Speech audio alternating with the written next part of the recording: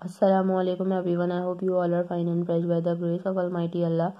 तो आज के इस वीडियो में हम एलसीएम एंड एचसीएफ एक साथ फाइंड आउट करना सीखेंगे 28, 35 एंड 63 का बाय प्राइम फैक्टराइजेशन मेथड। इस मेथड में हमारे पास दो या दो से ज़्यादा जितनी भी वैल्यूज़ हो, सबसे पहले हम उनके अलग अलग प्राइम फैक्टर्स फाइंड आउट करते हैं। प्राइम फैक्टर्स किस तरह फाइंड आउट करते हैं किसी भी वैल्यू के उसे हमें कम्प्लीटली डिवाइड करना होता है जब तक कि हमारे पास 1 ना आ जाए। और डिवाइड हमें किससे करना होता है, हमें डिवाइड करना होता है प्राइम नंबर से। ठीक है, प्राइम नंबर्स कौन से नंबर्स होते हैं? वो नंबर जो सिर्फ और सिर्फ दो ही टेबल्स में आते हैं प्राइम नंबर्स कहलाते हैं, जैसे कि 2, 3, 5, 7 और ये इसी तरह कंटिन्यू रहते हैं। ये तमाम प्राइम नंबर्स हैं, ये सिर्फ और सिर्फ दो ही टेबल्स में आते हैं, अपने और दूसरे 1 के, इसके अलावा किसी और तीसरे टेबल में नहीं आते। तो जब भी हम किसी वैल्यू के प्राइम फैक्टर्स फाइंड आउट कर रहे होते हैं तो इन प्राइम नंबर्स में से जो जिस स्मॉलेस्ट प्राइम नंबर से वो वैल्यू डिवाइड हो रही होती है उससे हमें कम्प्लीटली डिवाइड करना होता है जब तक कि हमारे पास 1 ना आ जाए। तो चलें 1 बाय 1 इन तीनों वैल्यूज़ के हम प्राइम फैक्टर्स फाइंड आउट करते हैं। सबसे पहली जो वैल्यू है हमारे पास वो है 28 के हम प्राइम फैक्टर किस तरह फाइंड आउट करेंगे। जो प्राइम नंबर में से सबसे स्मॉलेस्ट प्राइम नंबर 2 है और 2 का डिविजिबिलिटी रूल है कि अगर किसी वैल्यू के लास्ट में इवन नंबर या फिर 0 तो वैल्यू 2 से कम्प्लीटली डिवाइड हो सकती है। ये वैल्यू हमें 2 से डिवाइड होती हुई नजर आ रही है क्योंकि इसके लास्ट में इवन नंबर है तो उसे 2 से डिवाइड करना स्टार्ट करेंगे। 2 के टेबल में 2 आता है 1 पे और 8 आता है 4 पे। ये बन चुका है 14 की वैल्यू अभी भी 2 से डिवाइड हो रही है क्योंकि लास्ट में इवन नंबर है तो इसे 2 से ही डिवाइड करेंगे। 2 के टेबल में 14 आता है 7 पे। 7 खुद एक प्राइम नंबर है इसलिए 7 को हमें 7 से ही डिवाइड करना है क्योंकि 7 के टेबल में 7 आता है 1 पे। तो हमारे पास ये नेक्स्ट वैल्यू है जिसके हमें प्राइम फैक्टर्स फाइंड आउट करने हैं, वो है 35। इसके लास्ट में ऑड नंबर है, ये वैल्यू 2 से तो डिवाइड नहीं हो सकती। 2 के बाद जो नेक्स्ट प्राइम नंबर है वो है 3 और 3 का डिविजिबिलिटी रूल आपको बता दूं कि एक वैल्यू में जितने डिजिट्स हों उनको अगर हम प्लस करें, जैसे कि यहाँ 3 और 5 है, अगर हम इनको प्लस करें तो वो बनेगा 8। 8 3 के टेबल में नहीं आता इसलिए ये वैल्यू 3 से कम्प्लीटली डिवाइड नहीं हो सकती।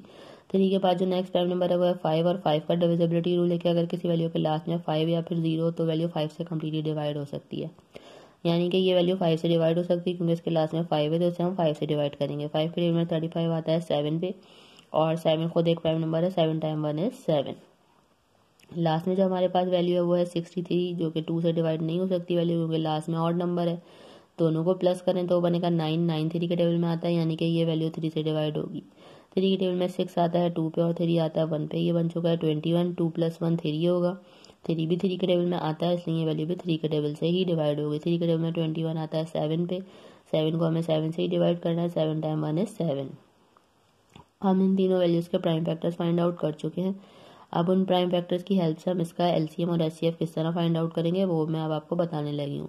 सबसे पहले हम प्राइम फैक्टर्स लिखेंगे 28 के जो कि हैं 2 × 2 × 7। फिर हम लिखेंगे 35 के प्राइम फैक्टर्स जो कि हमारे पास आए हैं 5 × 7।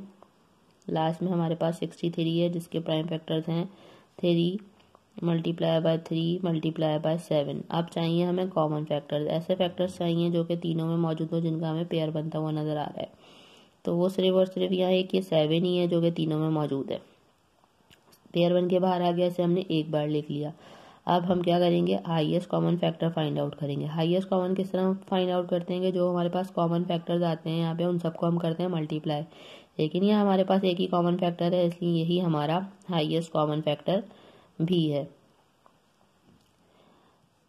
अब हम फाइंड आउट करेंगे एलसीएम। एलसीएम के लिए हम क्या करेंगे, सबसे पहले तो हम लिखेंगे हाईएस्ट कॉमन फैक्टर जो कि हमारे पास आया है 7। अब हम क्या करेंगे, अब हम देखेंगे कि ऐसे कौन से यहाँ पे पेयर्स हैं जिनका 2 में भी पेयर बन रहा हो। तो यहाँ पे अब और कोई हमें पेयर बनता हुआ नज़र नहीं आ रहा। तो फिर हम क्या करेंगे, तमाम जो हमारे पास रिमेनिंग फैक्टर्स हैं उनको हम एज इट इज़ कॉपी कर लेंगे जो कि हैं 2 × 2 × 5 × 3 एंड × 3। अब इन सबको हम कर लेंगे मल्टीप्लाई तो हमें पता चल जाएगा लीस्ट कॉमन मल्टीपल 28, 35 एंड 63 का। तो चलो इनको मल्टीप्लाई करते हैं। 7 टाइम 2 इज़ 14, 14 टाइम 2 इज़ 28। 28 को मल्टीप्लाई करना है हमें यहाँ 5 से, वो हम रफ वर्क में कर लेते हैं। 28 को जब हम 5 से मल्टीप्लाई करेंगे 5 टाइम 8 इज़ 40 का 0, 4 कैरी। 5 टाइम 2 इज़ 10 + 1 14 हो जाएगा। 14 को मल्टीप्लाई करना है, 140 को मल्टीप्लाई करना है हमें 3 से। 3 टाइम 0 इज़ 0, 3 टाइम 4 इज़ 12 का 2, 1 carry. 3 time 1 is 3, 3 time 1 is 3 + 1 4, 420 हो गया। और इसे लास्ट में मल्टीप्लाई करना है एक बार 3 से। तो चलें इनसे मल्टीप्लाई करते हैं। 3 time 0 is 0, 3 time 2 is 6 and 3 time 4 is 12। Means हमारे पास यहाँ लीस्ट कॉमन मल्टीपल आ चुका है इन तीनों वैल्यूज़ का, जो कि है 1260। देखा आपने कितनी जल्दी बाय प्राइम फैक्टराइजेशन मेथड को फॉलो करते हुए हमने HCF और LCM फाइंड आउट कर लिया है। आई होप कि वीडियो आपको अच्छे से समझ आई है। अगर ये वीडियो आपको पसंद आई तो उसे लाइक और शेयर ज़रूर करें और मेरे चैनल को भी सब्सक्राइब करें। इंशाल्लाह बहुत जल्द मिलती हूँ आपसे अपनी नेक्स्ट वीडियो में। अपना बहुत ख्याल रखिएगा। अल्लाह हाफिज़।